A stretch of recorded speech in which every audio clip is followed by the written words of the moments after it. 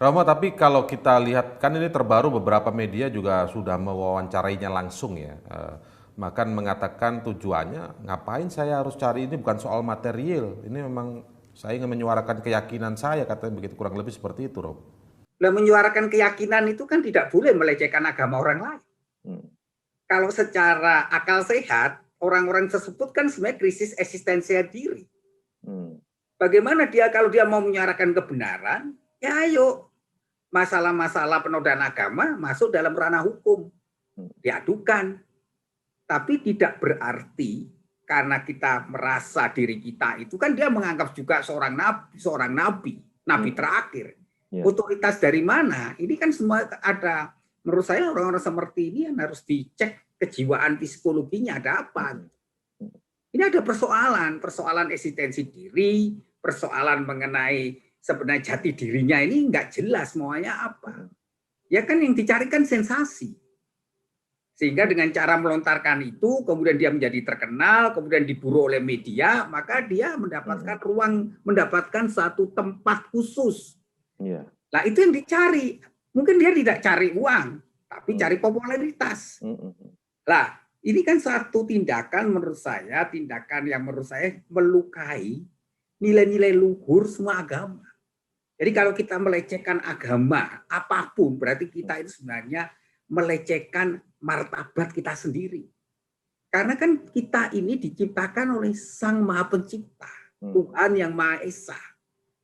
Maka agama itu kan sebenarnya nilai-nilai luhur yang berasal dari yang di atas. Jadi kalau kita melecehkan agama apapun, sebenarnya kita melecehkan martabat kita sendiri. Dan itu menunjukkan bahwa orang-orang seperti itu mengalami yang saya sebut krisis eksistensi dirinya. Ya, ya. Nah, ini Romo kan kemudian ini makin bergulir ya. Saya berpikir teman-teman mungkin media juga berpikir bahwa setelah mengutarakan ini dia akan hilang atau silent dulu begitu ya. Ternyata ini masih banyak juga pernyataan-pernyataan yang terus dilontarkan. Kurang lebih sekarang malah bergesernya adalah menyinggung nama gereja sekarang ini. Bahwa sekarang ini teman-teman gereja kan pada cuci tangan. Ini bagaimana Romo melihat ini? Ya menurut saya kan dia kan tanggung jawab pribadi dong. Masa dia nggak mau siapa? Otoritas dia apa?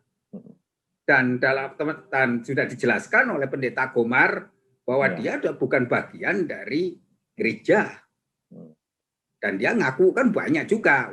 Nggak mungkin dong kalau dia itu pendeta, kemudian dia itu seorang Kristen mengaku dia sebagai nabi, itu nggak mungkin.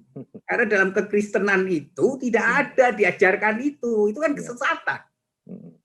Lah bagaimana dia orang yang sesat terus mengaku bahwa dia harus dibela? Apa yang harus kita bela? Jadi ini kan sebenarnya mengaku sebagai nabi itu kan dalam Kristen itu sesuatu yang sesat. Karena sesuatu yang tidak ada secara teologis menjadi dasar argumentasi dia. Karena orang Kristen mengakui dengan jelas bahwa Tuhan Yesus Kristus adalah satu-satunya jalan kebenaran dan hidup. Di lain itu kan nggak ada. Jadi ini persoalannya adalah persoalan sebenarnya yang saya katakan tadi.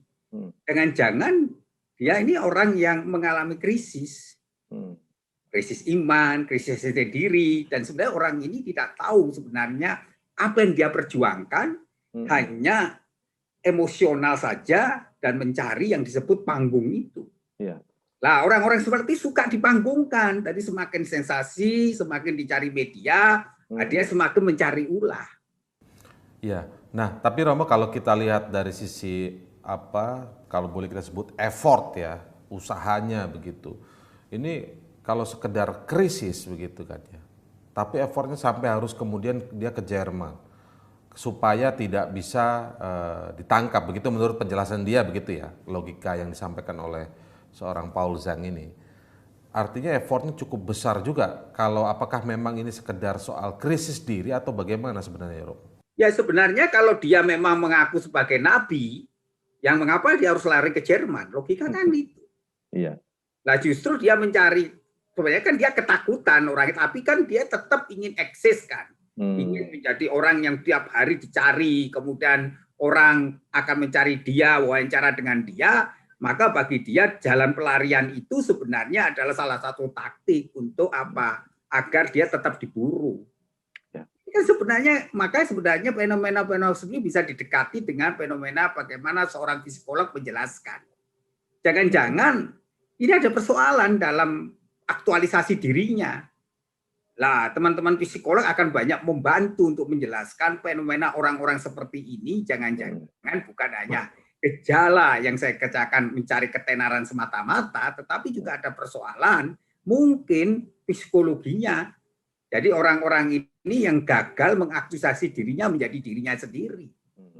Ini harus sebenarnya kita harus melibatkan para psikolog untuk memeriksa kejiwaannya. Apakah ada gangguan kejiwaan atau tidak gitu. Sebab kalau orang waras, orang yang beriman dan orang yang betul-betul konsisten terhadap iman Kristiani, nggak akan mungkin dia ngaku menjadi nabi. Dari mana dasar teologisnya? Lah ini sebenarnya ada problem.